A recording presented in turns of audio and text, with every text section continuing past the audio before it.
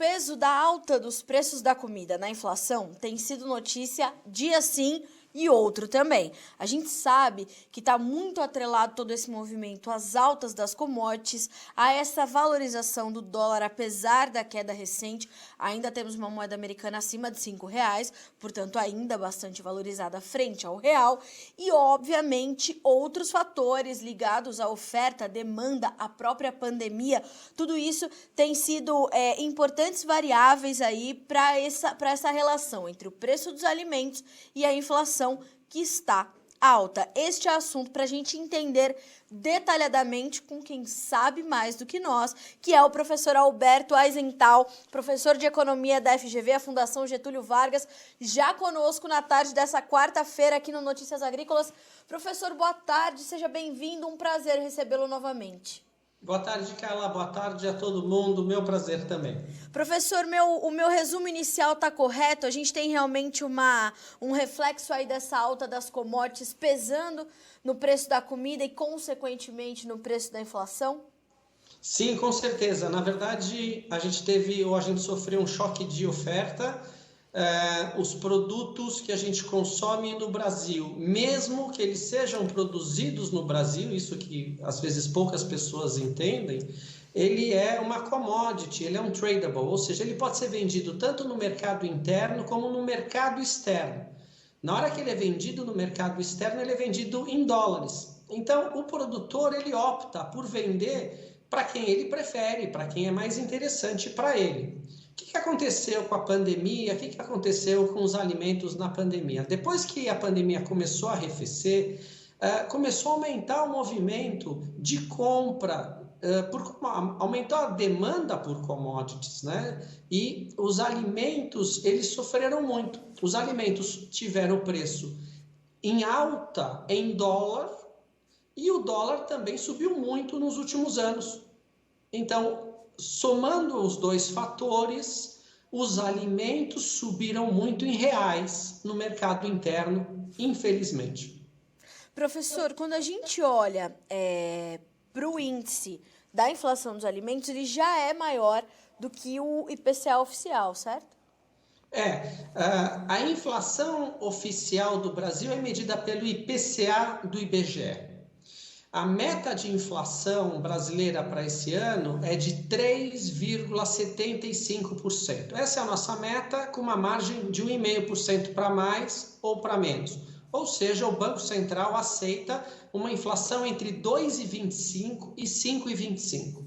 Agora, só para ter uma ideia, o IPCA acumulado nos últimos 12 meses está em 6,76%. Isso é IPCA, isso é a inflação de todos os itens. Se você for dar uma olhada só em alimentos e bebidas, é 12,3%, ou seja, já é quase o dobro da inflação de tudo, de todos os itens. Só que mesmo quando você vê alimentação e bebidas, você pode abrir em gêneros alimentícios e um outro item chama alimentação fora do domicílio, que são coisas diferentes. Uma coisa é, eu vou na feira, no supermercado, isso é alimentação e bebidas. Outra coisa, eu vou no restaurante. Então, para piorar o cenário, alimentação no domicílio, que são gêneros alimentícios, 15,5% de aumento. Ou seja, para a gente ir para a feira, no supermercado e cozinhar em casa, a inflação é de 15,5%. E é sempre bom lembrar que as famílias de menor renda comprometem 30% da sua renda com esse item. Então, esse item pesa muito mais para os mais pobres, infelizmente. E, professor, quando a gente olha para esse índice, a gente está falando de itens, eu imagino, que sejam ali a cesta básica do consumidor brasileiro. A gente não está falando de nenhum item muito fora ali do que é a alimentação básica diária de um cidadão brasileiro, né? Exatamente isso. Então, vamos separar esses gêneros alimentícios em 3 grupos principais. A gente vai falar aqui de arroz, feijão e trigo, que é um grupo. Depois a gente vai falar das proteínas, porque tem toda uma outra história. A gente vai falar de carne, a gente vai falar de aves e ovos. E depois a gente vai falar de grãos, milho e soja. Por quê? Porque milho e soja, além de alimentar o ser humano de forma direta, eles servem de ração para as proteínas. Então são 3 grupos importantes que vale a pena a gente comentar. O arroz subiu nos últimos 12 meses quase 60%. O feijão preto, 42%. E a farinha de trigo, quase 16%. Então, esses itens que não servem de ração já pesam muito para o ser humano. E é o básico da alimentação e da cultura brasileira. Arroz, feijão, entre 40% e 60% de aumento. Então, é muito complicado, principalmente para as famílias mais pobres. Carnes que já têm uma questão de exportação importante, tem uma questão de China, carnes que está dentro do pacote proteínas, subiu 35% no ano. Aves e ovos que de certa forma são substituto direto de carne, dentro desse item proteína, subiu 12%. E falando do terceiro grupo, que atende tanto a alimentação humana como servem de ração, que é soja, por exemplo, subiu 53%. Então, eles pesam para o bolso das famílias e também tem essa questão da altíssima demanda de proteínas por parte da China. A China está recompondo a sua produção, principalmente de carne suína. Isso não é um fato novo, vem desde 2018 e não vai acabar tão cedo. Ela ainda vai levar 2 anos na recomposição do plantel dela de suínos por causa de uma gripe suína que abateu quase 50% da criação dela lá em 2019. Professor, quando a gente olha para esse grupo do arroz e feijão e a gente tem de 40% a 60% de aumento, eu queria voltar a essa questão que o senhor fala sobre o choque de oferta. A gente tende a ver um arrefecimento dessas altas diante aí da chegada das novas safras do Brasil, né? Principalmente arroz e feijão. Arroz estamos terminando de colher, feijão a gente tem mais de uma safra no Brasil, então a gente tem uma tendência também de equilibrar a oferta. Há uma tendência de arrefecimento dessas elevações ou ainda não, justamente porque não temos ainda oferta o suficiente para amenizar os efeitos desse choque e equilibrar a relação com a demanda? A tua pergunta é fantástica, porque é engraçado, é bom a gente, cada situação é uma situação. O feijão ele é menos tradable, ele é menos comerciável mundialmente do que o arroz. Certo. Tanto o arroz como o feijão tem a colheita entre o primeiro e o segundo trimestre. Então, sim, há uma expectativa de vir a oferta e sim de que os preços comecem a arrefecer. O arroz é um pouco mais internacional do que o feijão. Então, de certa forma, o que fez com que o arroz aumentasse foi uma quebra de produção no Sudeste Asiático.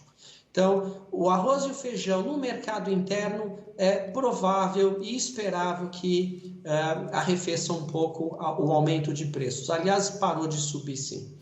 Agora, quando a gente passa para carnes e já puxo aves e ovos, embora haja uma diferença considerável das carnes de 35% para os 12% de aves e ovos, eu imagino que ambos também estejam muito ligados a esse 53% de aumento na soja, e para o milho não deve ser muito diferente, porque aí a gente tem custos de produção sendo muito elevados para esse grupo de proteínas. E eu incluo nisso, eu quero saber se posso incluir, na verdade, o leite, porque a gente tem tido aqui inúmeros questionamentos de pecuaristas leiteiros falando o seguinte: pelo amor de Deus, o preço não sobe, mas se a gente olha para a média do litro pago ao produtor, ela é maior em relação ao mesmo período do ano passado. No entanto, os custos de produção estão muito elevados. Então, as margens desses produtores de proteínas e, portanto, de leite estão muito ajustadas, né? Carla, perfeito. Olha, o leite e os derivados pelo IPCA, eles subiram 11,4% nos últimos 12 meses. Também quase o dobro da inflação oficial IPCA. Ou seja, eles também estão demandados. A gente entende que leite e seus derivados também são proteína. mas não numa relação tão direta de substituição, né, que é o que a gente chama, quando você sai de uma carne bovina e passa para uma suína, e da suína eventualmente você vai para aves e ovos, né? São todas proteínas, são mercados substitutos. Leite e derivados de leite, a gente entende que também são proteína, mas não necessariamente substitutos imediatos. E sim, subiram bastante acima da inflação média. O que piora no caso dos leites e, por consequência, dos derivados, é que a gente está entrando no período de seca, a gente está entrando no período de estiagem e que, tradicionalmente, historicamente, tem uma sazonalidade, ou seja, normalmente a oferta diminui agora nos próximos meses e os preços sempre tendem a subir. Certo. Professor, como é que a gente cruza esses dados dessas altas bastante substanciais com um auxílio emergencial mais magrinho em relação ao ano passado? A gente tem visto inúmeras matérias na grande mídia, embora a gente aqui trabalhe para uma mídia, com uma mídia segmentada, a gente sabe que esse é um assunto de interesse público. E o auxílio emergencial não só tem dificuldade de chegar ao cidadão brasileiro, como ele vem bem menor do que no ano passado. Então, a gente tem uma diferença considerável, e o senhor já pontuou na sua entrevista que mais de 30% da renda da população mais pobre é comprometida com a alimentação. Como é que esses dois dados estão se cruzando nesse momento e quais as preocupações que gera esse cruzamento de informação? Em 2020, todo mundo se assustou com a novidade que era a pandemia, com toda a justificativa, e o governo liberou um auxílio emergencial de R$600 por mês. Hoje, quando você conversa com colegas economistas, há um entendimento de que talvez erraram um pouco a mão, no sentido de que esse auxílio era bastante alto. Quer dizer, tudo isso é super discutível, principalmente para quem recebeu não vai achar que é alto, mas que não precisava ser tanto, e o fato de ter sido esse valor pode ter feito com que aumentasse a demanda, principalmente pelos itens mais básicos, e que pode ter trazido um pouco de inflação de demanda para esses itens. Hoje, o valor é um pouco acima da metade, né, desses R$600, então se espera que uma inflação de demanda em função do auxílio emergencial seja bem mais atenuada. Professor, a gente tem visto assim também um questionamento de vamos olhar para um dos países que mais produz alimentos, e o número de pessoas sofrendo com a insegurança alimentar, passando fome, crescendo de forma também exponencial, né? Aí a gente tem que ponderar não só a questão da produção e o seu destino, mas também as políticas de distribuição de renda, a arrecadação, a questão tributária, tudo isso tem que entrar nessa análise e não só olharmos para essa questão, somos o país que mais produz, mas ainda sofremos com o número de pessoas passando fome crescendo. Como é que tem que ser feita essa análise de forma bastante racional e de forma que a gente realmente pondere com o peso correto cada uma dessas variáveis? Olha, eu vou te falar da forma que eu entendo mais honesta, justa e transparente possível. Eu sou muito a favor do preço. Eu acho que o preço é uma das melhores ou maiores invenções humanas, porque o preço ele sinaliza muita coisa. O fato de um bem ou um serviço aumentar o preço significa que ele está sendo valorizado ou demandado. Então, se o preço sobe, a gente pode esperar que em determinado momento você vai ter mais e maior oferta. E isso é importantíssimo. Se o preço do bem sobe, mais pessoas e mais empresas vão querer produzir. Quer seja maior área plantada, quer seja investimento em maior produtividade. É assim que a vida funciona e isso é super importante.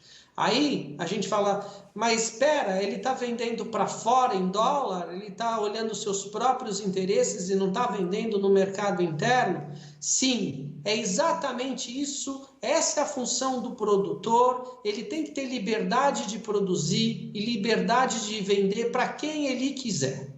É assim que funciona, é assim que tem que funcionar. Ai, mas tem muita gente pobre no Brasil e precisa ter renda. Bom, tem muita gente pobre no Brasil, a gente tem que usar mecanismos para que as pessoas possam adquirir os bens em igualdade de condição com o mercado internacional. Ou você vai dar uma ajuda de custo, ou você vai dar educação.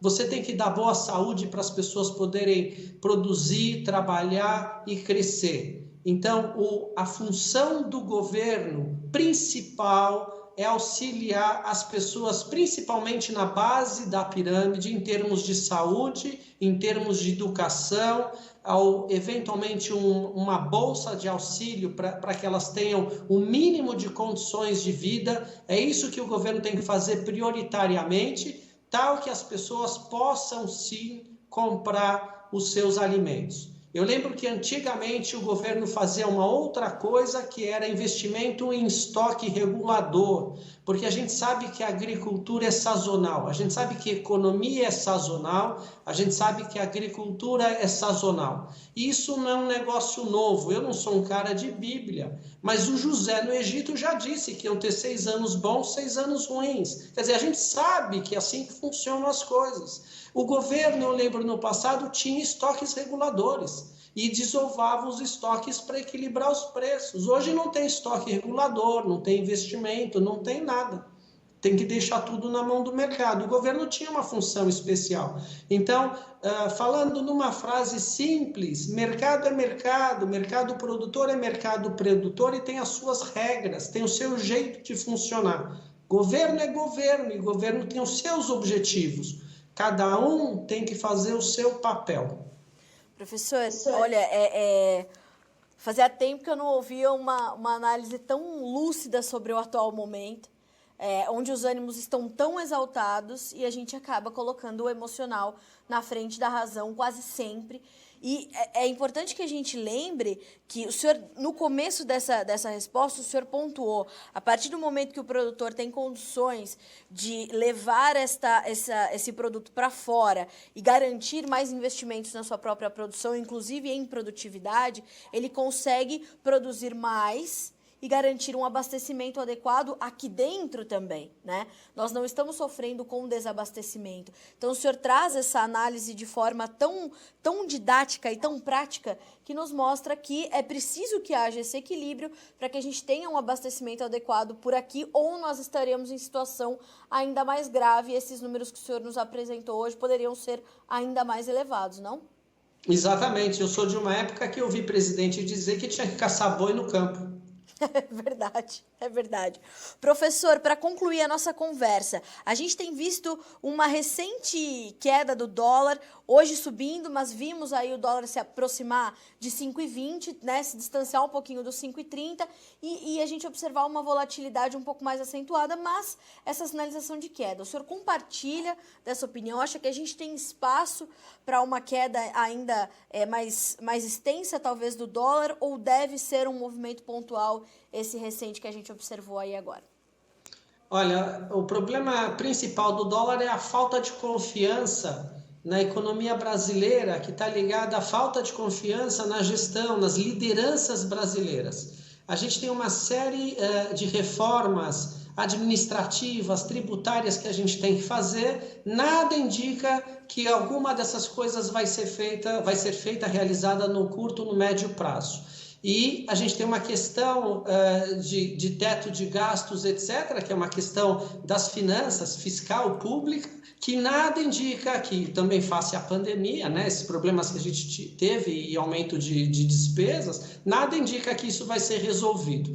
Então, somos uma nau completamente à deriva, principalmente no meio de uma tempestade. Sim. E isso reflete diretamente no câmbio. Não vai ser elevando a Selic que a gente vai trazer investimentos primeiro que aumentar a Selic não traz investimentos, é justamente o contrário, mas não vai ser aumentando a Selic que a gente vai trazer dinheiro de fora para cá, buscando renda fixa. Não é esse o caminho. E você tem estudos dizendo que não tem correlação e que isso não funciona. Ou seja, a gente tem uma mania cultural de querer atalhos e resolver as coisas da forma mais simples e que, em geral, são as formas erradas de a gente resolver as coisas. O certo era voltar ao começo, a gente fala em inglês back to the basics, quer dizer, tem que fazer o básico e a gente não tem competência ou capacidade de fazer o que é básico. A gente não consegue fazer por N razões, mas o básico era ser um país com